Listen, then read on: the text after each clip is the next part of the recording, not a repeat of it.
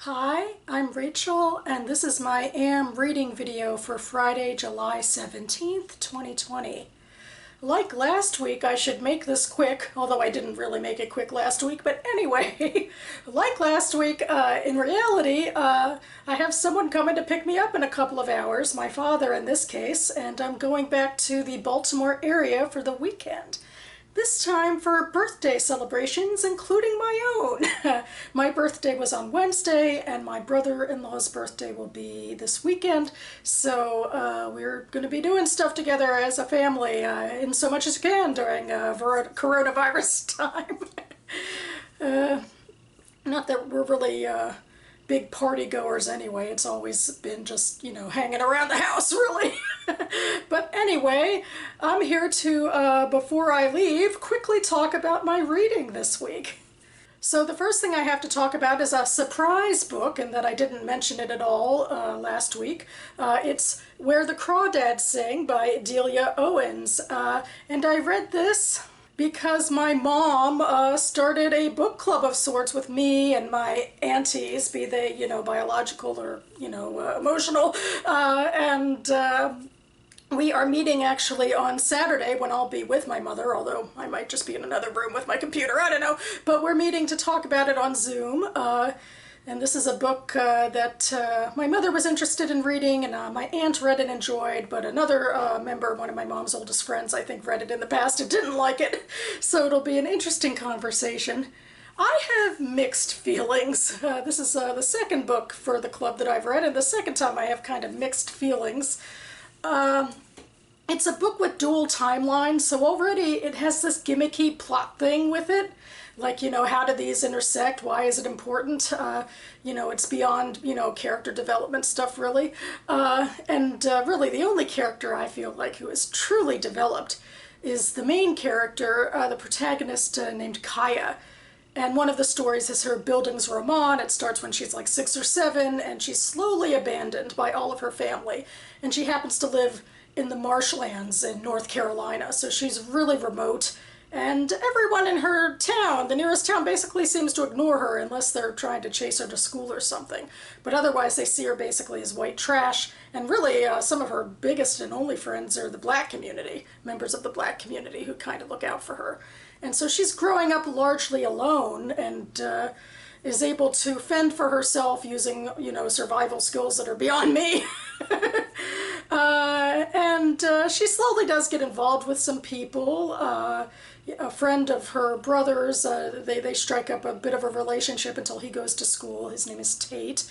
And then later she gets into a romantic relationship with another boy named Chase, or young man named Chase, who is, in the second storyline, the victim of murder, or, well, what could be murder. And so those are the two storylines that are intersecting. So yeah, there's a lot of plot gimmickiness, especially when it comes to the trial, and it's so obvious that Owens is sort of doling things out purposely. It's like, oh, look at this new thing we can think about, and that, she's holding some things back so that we don't get the full story, and it's really just being interested in those plotty elements, and that's just not the type of reader I usually am. I don't like plot over character. I like character. I like characters to drive the story, and really the only character who is truly in the story the whole time is Kaya, and every other character felt like they only existed insofar as they intersected with her, which it's just weird because, most fiction I read, there's at least some sort of interconnective tissue, so you feel like these people exist beyond Kaya, but really there's just a bunch of backstory and vagueness to everybody else. So it wasn't really my thing. I mean, I was fascinated by Kaya, that Owens was trying to say something about nature versus nurture, that she was abandoned, and she sort of had a animal mentality about life and death and abandonment from her very unusual upbringing. So that stuff was kind of interesting. But overall, I just don't think I was very impressed by all of the story, but the way it unfurled, that is, and the rest of the characters, though I assume with the book club we'll be talking a lot about survival skills and maybe how horrible the community is, the white community. That'll be interesting. Next, I just finished Paradise by Toni Morrison. And I guess I'm a little mixed about this as well, although in terms of storytelling, this is just far superior. Morrison is just such an innovative storyteller in what she was doing here. I've been reading Toni Morrison novels all year, one a month, ever since January. Hopefully we'll talk about it soon on the Toni Morrison 2020 Voxer that Hannah from Hannah's Books started. I think everyone else is a little behind me. But like her other novel, she's dealing with black characters and the way that they respond to and are changed by racism, and then also intercultural issues, particularly having to do with colorism. And that there's this community of people in Ruby, Oklahoma, a very small insular community that largely set off on their own, in part to get away from sort of colorism from the rest of the black community. And then within their own structure, they turn very insular and patriarchal. And within the context of the book, they ultimately turned on some women, mostly black women, who were living in this mansion that used to be a convent. And they're just sort of, you know, so unusual of their time. This is now in the 70s, although the novel goes back and forth throughout time to sort of layer these characters and the history of their community. But in the 70s, some men from Ruby attack the women of the convent house. And within the story, we learn a lot more about these characters, as I said, and about also cultural issues of the time. Like there's a lot in here just referencing like the death of MLK and schisms even between the old and the young about black power movements and the changing face of social justice and advocacy that's really interesting.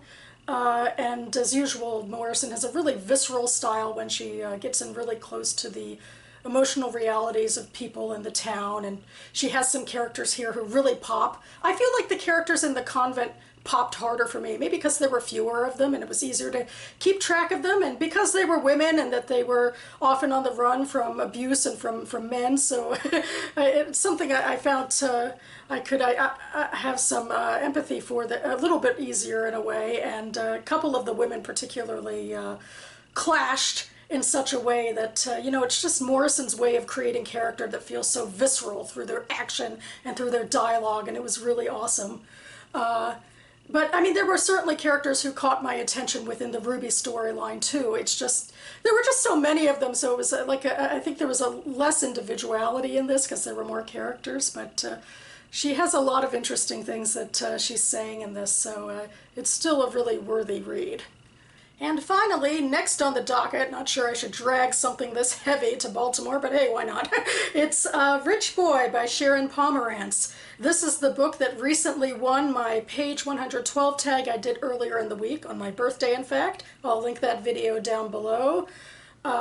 It's a book I took note of from the Jewish Book Council website a few years ago, although it was published I think in 2010, I think.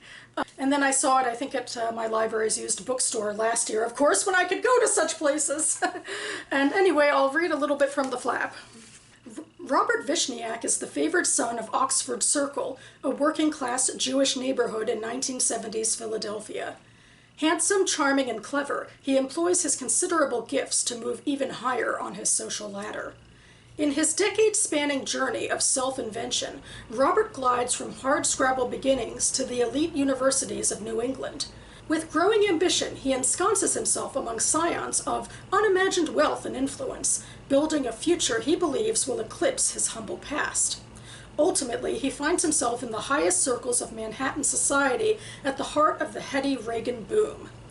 But, as so often is the case, it takes but just a single fleeting occurrence to change a life, and in Robert's case, it threatens to undermine his achievements and unravel his carefully constructed identity.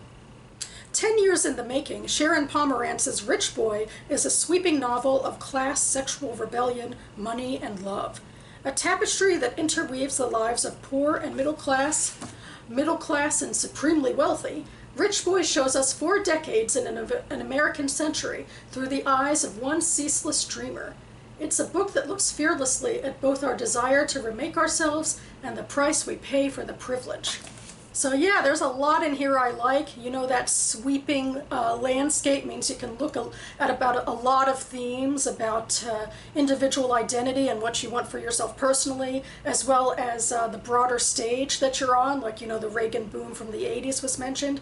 In a way, it's a bit like Paradise, because Paradise also goes back and forth between decades and centuries and talks about things that influence the characters. And this one, I think, will focus much more specifically on Richard Vishniac, I think.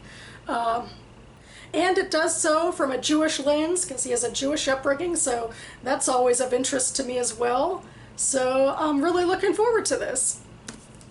So that about covers it for me now. I'm going to get off quickly and get to this post-production stuff before I leave, but I will be back on this channel sometime next week to do another short story inspired video. I did one a couple of weeks ago. I try to privilege some short story highlighting in July for my birthday month, because I write short stories, so stay tuned. I will be comparing and contrasting short stories from different collections. In the meantime, here's to virtually sharing some birthday week cheer. Hope you all have a great weekend with it. Thanks so much for watching, everyone, and I'll see you next time.